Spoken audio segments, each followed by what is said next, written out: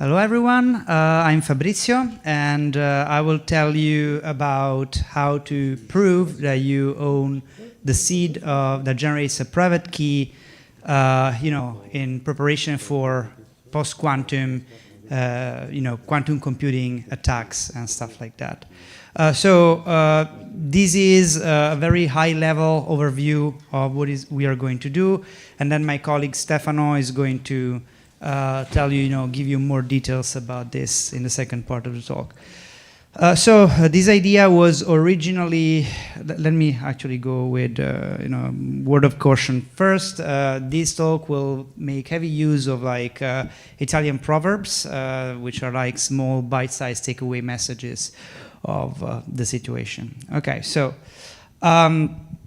up until very recently, we know that many people underestimated the impact that quantum computers would have on this landscape, and basically, only I would say recently people are starting to catch up on this, and a lot of new solutions are being proposed.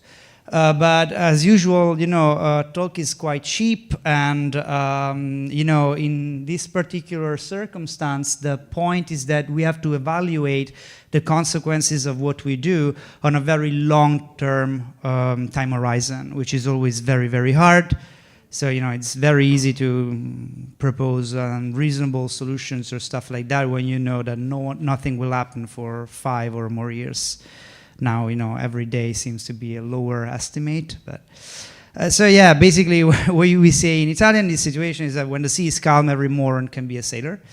Okay, so recently the wind has changed. We know that, days ago, Google released documents pinpointing, changing like the timeline roadmap. Justin and Quaratum, I think it's called, the company, published on the same day papers that put the upper bounds on timelines way lower than we expected before, and many people were taken by surprise by this. So, in my personal opinion, I may be wrong here, but it seems that when it comes to being quantum prepared, Ethereum is leading the pack, thanks to Antonio that is here for being part of one of the guys that believed that this was a problem way before everyone else did in Ethereum. So at the moment, their Q-Day date is around 2029, 2030, early 30s. And they seem to be on track with it. There were a couple of Ethereum events recently before the official start of the conference that were completely stormed by talks about post-quantum secure updates. So that's a very good thing to know.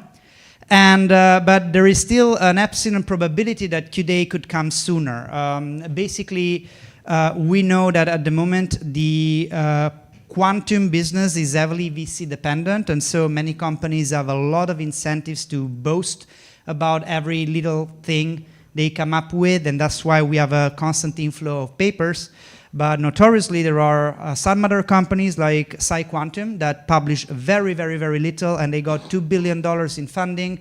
If you think about it, game theoretically, there's a possibility that, they maybe have a real breakthrough and are not openly talking about it, because why do you want to give away your secret sauce when you can just show a working, scalable quantum computing device ex post? So, that's also something to take into account, and that's why I am confident that the timelines will shrink even more, and probably, it is good if we have a solution that we can deploy really fast. So we want a full barrel, a drunk wife, basically. That's how you say it in Italian. We want everything, and we want it now. Okay, so in 2023, Vitalik proposed an idea to take your, a seed phrase that generates your public and private keys and use that wrapped into a zero-knowledge setup to basically prove that you own it. And the idea why this works is that in going from seed phrase to private keys, there's a lot of hashing involved, and hashing is quantum resistant. So we can use this step to basically lift the security of the mechanism back to the seed phrase, and we have this mode. This doesn't work for all wallets, by the way, only for the ones that were generated using a seed phrase, which today is the overwhelming majority of the wallets in existence in all blockchains. You know, some very high-profile exceptions are probably the original Satoshi wallets and stuff like that. But for, you know, average Joe, this proof of seed works, and what that could allow you to do is that in the event of a Q day, you know, if the chain is prepared and has an in-place upgrade, then immediately you just download on your ledger or whatever another Ethereum app, which is like Safe Ethereum, that allows you to sign things using proof of seed. So yeah, that is basically the idea. The proposal was very good, but lacking of a lot of details. We have this saying in Italian, which is not exactly polite, so I'm probably not going to repeat it out loud. But yes, that is basically yes, that is basically how it works. Okay, sorry. Okay, so now how does this work? Like, first and foremost, the ZK stuff is a jungle, basically. There's a lot of stuff going on, you know, people doing polynomials, people doing hash-based zero knowledge. So the first thing that we needed to assess is what is the right thing that we want to use. And basically, we need a post-quantum resistance zero knowledge setup. And so the first thing that we exclude are, sorry, I wrote Starks is NARCs, but as NARCs are hugely elliptic curve based, and so not exactly good for us. Now, we also have our requirements that the proof generation of the proof of seed should be able to run on a ledger device.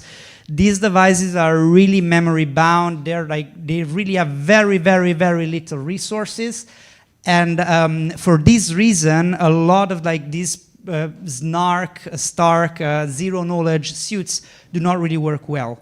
For instance, if you look at Starks, so Fry, Weir, Ligero, etc., they basically do not fit in this constrained environment, especially because the memory of the environment is really, really restricted. So we say it in Italian that it doesn't matter how much chocolate you add, a third won't turn into an eclair, and that's pretty much what happens here. Basically, it doesn't matter how you optimize these methods, a lot of them just sits on different orders of magnitude of resources, and there's nothing we can do about it.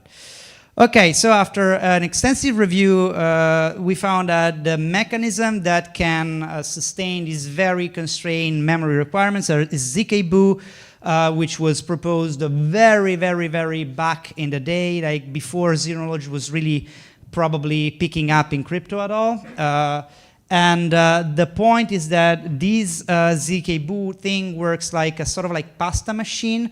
Basically, you use a technical MPC in the head. You produce 3 threads in your computation, and the only thing that matters is a slice of these 2 threads that is constantly updated. So basically, that's why it fits in very little memory.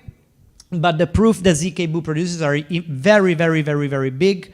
So the kind of like, you know, high-level solution here would be to wrap the ZK proof into another succinct ZK proof. So like you generate the proof using ZK-BOO, and then you use another zero knowledge system to compress it.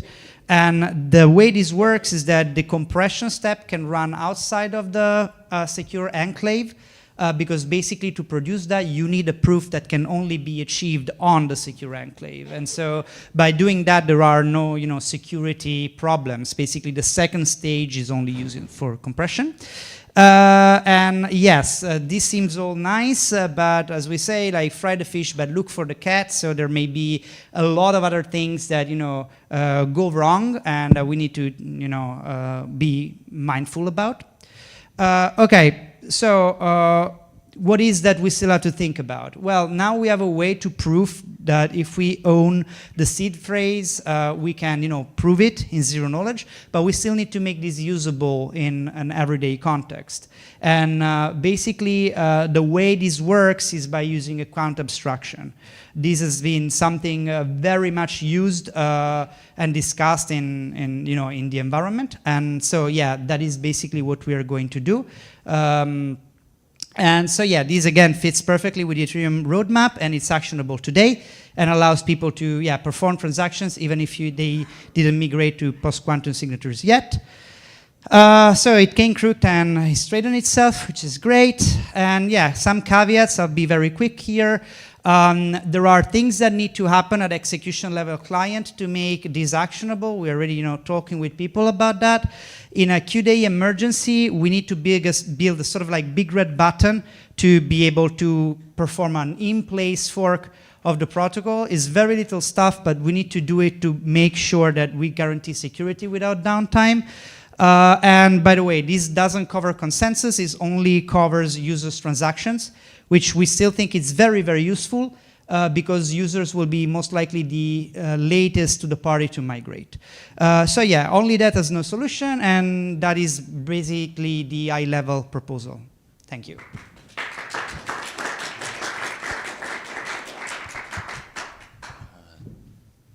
Clicker. All right. Fantastic. Let's see if this starts. Good. So I will skip the introductory part because Fabrizio did an excellent job at summarizing what we're doing. This is just in 2 steps. The proof proposal, the proof of seed proposal consists of this proof lifting technique where you take something which is quantum weak and you exploit the fact that along the derivation of the quantum weak part, the public key or the private key, there is some step which is cryptographically hard to invert. For example, a hash function that a quantum computer would not be able to break, and you just lift your scheme by proving that you know something before that step that a quantum computer would not be able to attack. So that's the basic idea.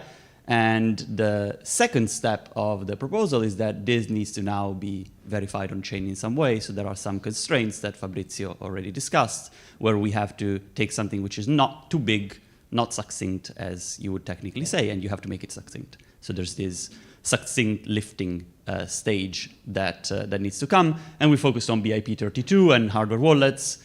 And so for BIP32, you don't really need to lift all the way to the seed, even though the technique is called proof of seed. Technically, you just need to lift to the next step in the tree. So if you have an exposed child key and a non-exposed parent private key, you can lift to that. If you have an exposed master key, you can lift to the master seed. If you have a compromised master seed, you can lift to the seed phrase. So as long as you have something above with some cryptographic hash in the middle, you can always recover. And this is a pretty powerful thing. Like technically, if you compromise your master key, which is usually the end of the line, in this kind of setup, you can even prove that you were the legitimate owner of that because only you know how that was generated. And so that's a pretty general technique. You can do a lot of things with it. There are some fairly tight constraints that we had to face. One of our interesting things was to adapt this to ledger wallets specifically. And here, the most important thing is that the memory available is in the order of a few dozen kilobytes, which is definitely not enough for anything ZK modern. There are very few ZK techniques today that would fit there. In fact, in practice, we have about a 32 kilobyte stack limit and a 7.5 kilobyte heap limit, so dynamic allocation, which further restricts the sort of things that you can do in practice. So those are the 2 numbers at the bottom that we had to abide by. We have to fit in there, which is very tight margins. So the plan is to do in 2 steps. Step 1, we use ZK-BOO, which is old but very nice ZK technique, which is not succinct, but does run within the memory constraints and the storage constraints. And then there's a second part of the project, which is work in progress, not in this talk, which is going to be to take that proof, which is not succinct, but is ZK, which is now out of the secure element, and then wrap it into something which can be verified on chain. Now, there are some interesting properties for this second step, which I think should be briefly discussed. The proof is already ZK. It came out of a secure element. You don't need to worry about leaking any information anymore, so you can delegate the computation. You don't have a cluster of GPUs, no problem, you send it to somebody who does. You can use techniques that are not ZK to make it succinct. There are some really nice techniques such as BNews that are still work in progress when it comes to the ZK property, but nonetheless would produce much smaller proofs and are nice with bit operations. And those could be used because the ZK property has already been provided. It's already in the initial proof. And so there's a lot more, like you can heavily parallelize these, you can stream these. This is pretty convenient, but it's work in progress. It's something that we will do over the next few weeks. Okay, now very quickly, meeting the constraints that we have on the secure element, which was the real challenge of this particular part of the project. First things first, compute. These are slow. It's a secure element, it's a 17 megahertz, 32-bit architecture. You need to do things as efficiently as possible. And so one nice property of ZKBoo, the ZKBoo implementation that we made, is that you can use native implementation of all word sizes. All bitwise operations can be the one done by the CPU. All arithmetic operations can be the one done by the CPU. And the overhead that you get for the proving side is actually minimal. It's a few additional operations like 2ends, fork XORs, and unfortunately 2 pseudo-random generations, which involve some hashing. That is the slowest part. But nonetheless, it's a limited, it's a contained overhead. And if you use zero-cost abstractions, one response generation time, so one fragment of the proof for a single trace can be generated with a 7x overhead, which is not terrible. Unfortunately, the proof consists of 438 of these things. So that's ultimately still quite a big overhead. But these are all independent. They can be generated potentially in parallel, although not on secure elements. But nonetheless, there is some element of optimization there. The storage constraints, again, circuits are huge. If you write them as just literally explicit materialized circuits, they have millions of gates. They don't fit in 1.5 megabytes. Of course, you shouldn't do that. And so in reality, we implement them as programs, and we use some dynamic memory allocation techniques to just make sure that we use the minimum amount of state necessary. And if you do this with native word sizes, this can be optimal. And so you can use literally the minimum amount of space that you could for that particular computation. And in particular, this helps you with memory constraints, which is the real challenge. It turns out that you can generate the entire proof within 3 times the amount of memory that you would require to run the actual circuit, which for something like SHA is pretty small. And so you can do this by not storing the entire trace, but just the intermediate state, using hasher states rather than keeping the whole thing and hashing it at the end. You just progressively update hasher state. You just keep things as close to one individual computation step as you possibly can. And that's the trick. You use a memory manager to dynamically allocate and ensure that you don't have like empty words. You just overwrite anything that you don't need anymore. And we use Rust's ownership model to make this quite quick, so we don't even have to worry about that. We just know that Rust allocates and deallocates in a certain way, and we exploit that to implement this. And the proofs themselves are ultimately streamable. You don't need to actually store them in memory. You can just push out little fragments one by one through the comms in parallel to the computation. So that's an independent part. As you produce it, the proof gets streamed down to the machine that ultimately has to either assemble it or use it as part of the second succinct lifting step, depending on how you want to do this. And this overhead from sort of responses is completely negligible. It's a few dozen bytes or maybe 100 bytes. It's nothing. And the result is that, well, you can actually fit a lot of things in memory. In fact, those are the basic building blocks of BIP32 derivations. There's SHA, HMAC, additions, multiplications, modulo 256-bit elliptic curves, then addition of points and public key production of points, and these are progressively worse. In fact, in terms of memory, the worst one is HMAC, like hashing. And it fits, you can see it fits within the stack budget at the bottom, 8 kilobytes out of 32, and the heap budget at the top, it's about less than 2 kilobytes out of 7 available, so this works. These are pretty small numbers. The real problem are the numbers at the bottom, which are the proof sizes. And if you have to do operations like elliptic curve, then you have about a gigabyte of proof with the current implementation, which is, I mean, it's not that it's big, because it will be made succinct. It's that it will take you something like 40 days to stream out of the secure element. And that's the main issue here. So we do have work to be done, because the pub key generation operation is absolutely brutal.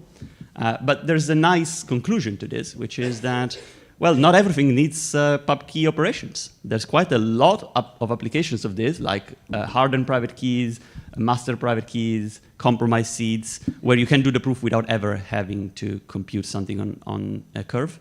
And so for those, you can already do it without any further optimization. For other things, we'll have to optimize the code further and see how much mileage we can get from our work. But nonetheless, I think for any hash-based technique, this could also allow you to link old private keys, which you can now burn because quantum computers exist, and so they're not really private anymore, and go up the tree to the seed, down the tree to your new hash-based signature system. That proof doesn't in any way involve any of the big elephant stuff, and so you can probably already do this today within a ledger. Now, of course, this will require some more refinement. Thank you very much. We have a lot of work to do, but it's very exciting. There's a lot of applications, and we already have a lot of buy-in. So thank you to everybody who came and talked to me, and I'm happy to take questions later on, because I think I ran out of time. Thank you.